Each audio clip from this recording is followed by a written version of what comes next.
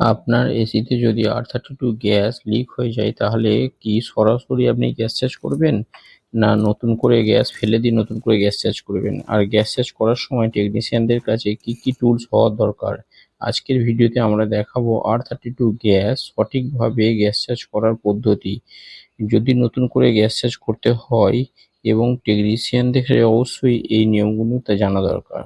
প্রথমে কি দেখবো আমরা, এখানে 4টে ধাপে আমরা ভাগ করে নেব। প্রথমে R32 গ্যাস লিক হলে কি কি লক্ষ্য দেখা যায়। 2 নম্বর হচ্ছে গ্যাস চেঞ্জ করার জন্য যেসব টুল দরকার সেগুলো কি কি হওয়া উচিত। গ্যাস ফেলে দিয়ে গ্যাস চেঞ্জ করা উচিত কিনা সেটা দেখবো। আর নতুন করে গ্যাস চেঞ্জ করতে গেলে কি করতে হয়। এখানে দেখুন আমরা যে মেশিনটাতে গ্যাস চেঞ্জ করবো এটাতে গোদরেজের একটা মেশিন, এখানে R32 গ্যাস এটাতে দেখবো। প্রথমে দেখে নেবো গ্যাস যদি না থাকে মেশিনে তাহলে আমরা সর্বপ্রথম কি লক্ষ্য দেখতে পাবো মেশিনটা ঠান্ডা হবে না এবং তাতে যদি অল্প পরিমাণে গ্যাস থাকে তাহলে তার কোয়ার্টার লাইন যেটা আছে তাতে আইস চলে আসবে। তো এখানে একদমই গ্যাস নেই, সেক্ষেত্রে মেশিনের ভেতরে যে এয়ারটা আছে সেটা আমরা প্রথমে বার করে দেবো। এটার লিকেজ ছিল, লিকেজ থাকার কারণে এটা দুটো জায়গায় অন্য জায়গায় শিফট হয়েছে এবং সেই জায়গায় আমরা লিকটা বন্ধ করে দিয়ে পাইপের আউটডোরের নাটে লিক ছিল, লিকটা বন্ধ করে দিয়ে এখানে আমরা সর্বপ্রথম মেশিনটাকে ভ্যাকুম করবো। ভ্যাকুমের আগে মেশিন লাগানোর আগে সিস্টেমের যে এয়ারটা আছে এটা বার করে দেবো, নাহলে কি হবে আপনার যে ভ্যাকুম পাম্পটা আছে সেটা কম্প্রেসার বলা যায় সেটাকে, কিন্তু সেটা এয়ার কম্প্রেস করার ক্ষমতা রাখে কিন্তু গ্যাস কম্প্রেস করার ক্ষমতা থাকে না। তাই সেটাতে প্রথমে সিস্টেমে যদি গ্যাস থাকে সেই গ্যাস সমেত যদি ভ্যাকুম করেন তাহলে পাম্পটা খারাপ হয়ে যাওয়ার সম্ভাবনা আছে। তাই আমরা সর্বপ্রথমে দেখে নিয়েছি এখানে যে মেশিনে গ্যাস নেই, যেটুকু এয়ার আছে সেটুকু বার করে দিয়েছি এবং তারপর এটাকে আমরা গ্যাস চেঞ্জ করবো। গ্যাস চেঞ্জ করার জন্য প্রথমে গেজের সঙ্গে একটা চার্জিং লাইন ডাইরেক্ট মেশিনে লাগাবো এবং গেজের অপোজিট সাইডে আমরা ভ্যাকুম পাম্পের সঙ্গে কানেক্ট করেছি এখানে দেখুন। এবার আমরা হ্যান্ড ভালভটাকে এটাকে অ্যাডজাস্ট করে দেবো এবং ভ্যাকুম পাম্পটা চালিয়ে ভ্যাকুম হচ্ছে কিনা সেটা ডিসাইড করে নেবো যে হ্যাঁ ঠিকঠাক মেশিনটা চলছে। এবার আমরা এটাকে আধ ঘন্টার আশেপাশে 40 মিনিটের আশেপাশে গ্যাস চেঞ্জ করবো। এখানে দেখুন এখানে 11টা 19 বাজছে। এবার এই টাইম অনুযায়ী আমরা এটাকে আধ ঘন্টা কি 40 মিনিট এটাকে আমরা ভ্যাকুম করবো। এর মাঝে আমরা জেনে নেব যে গ্যাস লিক হলে মেশিনটাতে কি কি লক্ষ্য দেখতে পাবে। সর্বপ্রথম দেখুন গ্যাস না থাকলে মেশিনটা এক তো ঠান্ডা হবে না, 2 নম্বর হচ্ছে মেশিনটা কন্টিনিউ চলবে, ইলেকট্রিক বিল বেশি আসবে এবং তার ফলে কম্প্রেসারও খারাপ হয়ে যেতে পারে। এইসব লক্ষ্যগুলো আপনি এতে দেখতে পাবেন এবং সেই সব লক্ষ্যগুলো যখনই হবেন তখনই বুঝতে পারবেন যে মেশিনে আপনার গ্যাস লিক আছে। এবং সেই গ্যাস লিক যখন হবে তাতে গ্যাস শেষ করতে গেলে যদি মেশিনে দেখেন যে একদম গ্যাস নেই তাহলে তো আপনাকে এটাকে পুরোপুরি ভ্যাকুম করে গ্যাস শেষ করতে হবে, যেটা আমরা এই ভিডিওতে দেখাবো। আর যদি সিস্টেমে 50%-এর ওপরে গ্যাস থাকে তাহলে সেটা আমরা অ্যাড করতে পারি। এখানে দেখে নেব 0.7 গ্রাম গ্যাস আছে লাগবে মেশিনে। এটাকে আমরা দুভাগে ভাগ করতে পারি, মানে দুভাবে দিতে পারি। এক হচ্ছে 0.7 গ্রাম মানে হচ্ছে এটা 700 গ্রাম গ্যাস লাগবে।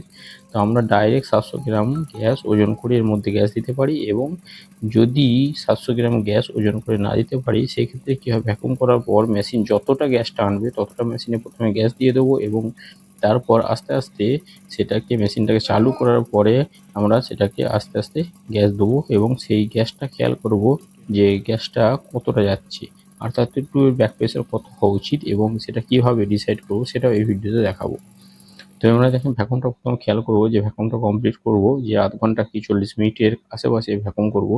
যতটা সম্ভব ভ্যাকুম করব, মানে যত লং টাইম ভ্যাকুম করবেন ততটাই ভালো। তাহলে কি হবে, ভ্যাকুম অবস্থাতেই আপনার 70% গ্যাস মেশিনে অটোমেটিক টেনে নেবে, মানে ভ্যাকুম হওয়ার ফলে মেশিন টেনে নেবে।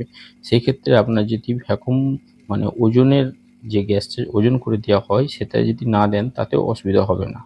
তো আমরা ভ্যাকুমটাকে প্রথম খেয়াল করবো ঠিকঠাক হচ্ছে কি না। এখানে দেখুন টাইম হয়ে গেছে আমাদের প্রায় আধ ঘন্টা ভ্যাকুম হয়েছে।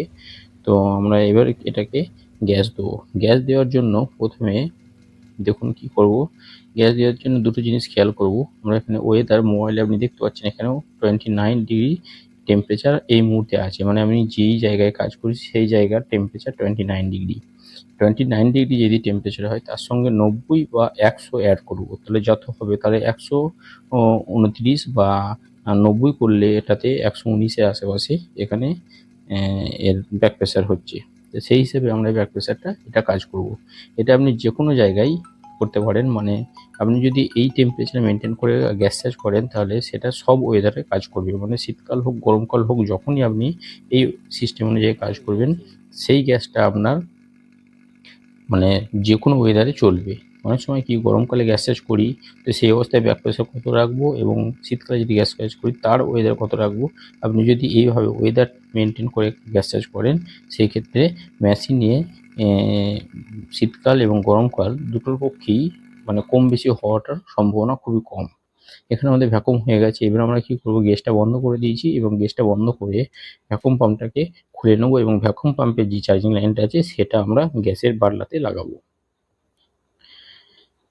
এবং গ্যাসের বাটলাতে লাগানোর পর আমরা কি করব, যে চার্জিং লাইনটা আমরা ভ্যাকুম পাম্প থেকে খুলেছি সেই চার্জিং লাইন যেহেতু খোলার ফলে ওর মধ্যে এয়ার রয়ে গেছে সেটাকে পাঞ্চ করে দেবো।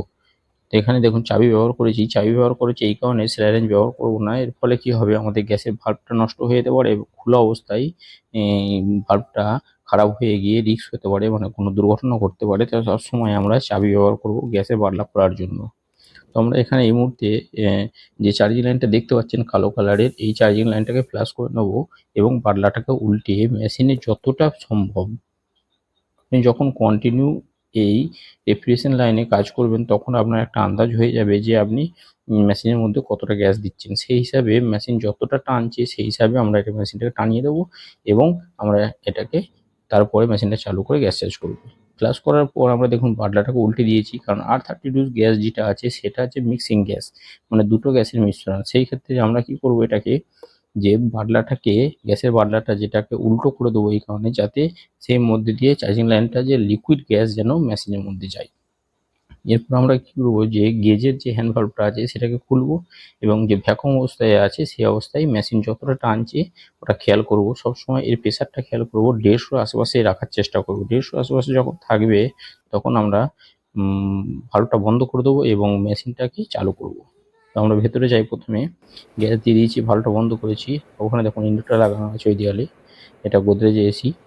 এবার আমরা মেশিনটাকে অন করে বাইরে গিয়ে আবার মেশিনটাকে অন করে দিয়েছি। এবার একটু ওয়েট করব, মেশিনটা যখন চালু হবে এর ব্যাক প্রেশারটা কতই দাঁড়াচ্ছে সেইভাবে আস্তে আস্তে আমরা গ্যাস দেবো। আরেকটু গ্যাস দিয়ে দিই, যেহেতু এটা 100-র আশেপাশে আছে, আরেকটু বাড়াবো। মানে এর যে আইডিয়াল প্রেশার R32 গ্যাসের আইডিয়াল যে প্রেশার আছে এটা 240 থেকে 260-এর মধ্যে হতে পারে। যত কোয়ালিটি ভালো হবে গ্যাসের তত ব্যাক প্রেশারটা এর আইডিয়াল প্রেশার যেটা আছে 240-এর আশপাশে থাকবে। এবারে আমরা এটাকে মেশিনটাকে চালু করব। এখানে দেখুন 150-র আশেপাশে হয়ে গেছে। মেশিনটা চালু করেছি, মেশিনটা অন হতে দিয়েছি। এখানে দেখুন 50-এ চলে এসছে, ব্যাক প্রেশার 50। এবারে আমরা এই অবস্থায় কী করব, গ্যাসের বাটলাটাকে ওই অবস্থায় উল্টেতেই রাখবো এবং এটাতে আস্তে আস্তে আস্তে আস্তে গ্যাস দেবো। এখানে দেখুন কোয়ার্টার লাইনটাই আইস চলে এসছে। এবার আইস চলে আসার ফলে কি হবে, যে মেশিনে গ্যাস কম আছে আমরা বুঝতে পারছি। সেই ক্ষেত্রে আমরা এটাকে আস্তে আস্তে আস্তে আস্তে এটাকে গ্যাস দিয়ে ফিল আপ করবো। কীভাবে ফিল আপ করবো, মোবাইলে যেটা দেখালাম আমরা যে ব্যাক প্রেশারটা কত হওয়া উচিত, এখানে 130 কি 135 হওয়া উচিত যে ওয়েদারে আপনি কাজ করুন সে ওয়েদার হিসাবে। আপনি যেখানে কাজ করবেন যতই টেম্পারেচার হোক তার সঙ্গে 100 বা 90 অ্যাড করে যা হবে তার ব্যাক প্রেশার সেই অবস্থায় রাখবো। আমরা সেটাই খেয়াল করব এবং সেটাকেই এর ব্যাক প্রেশার হিসাবে ব্যবহার করব। তো এখানে খেয়াল করবো 130 হচ্ছে, তো 130-35-এর কাছাকাছি আমরা ব্যাক প্রেশারটা রাখার চেষ্টা করব। তো দেখুন এখানে পুরো কমপ্লিট হয়ে গেছে। যদি ভিডিওটা ভালো লাগে আপনাদের কাছে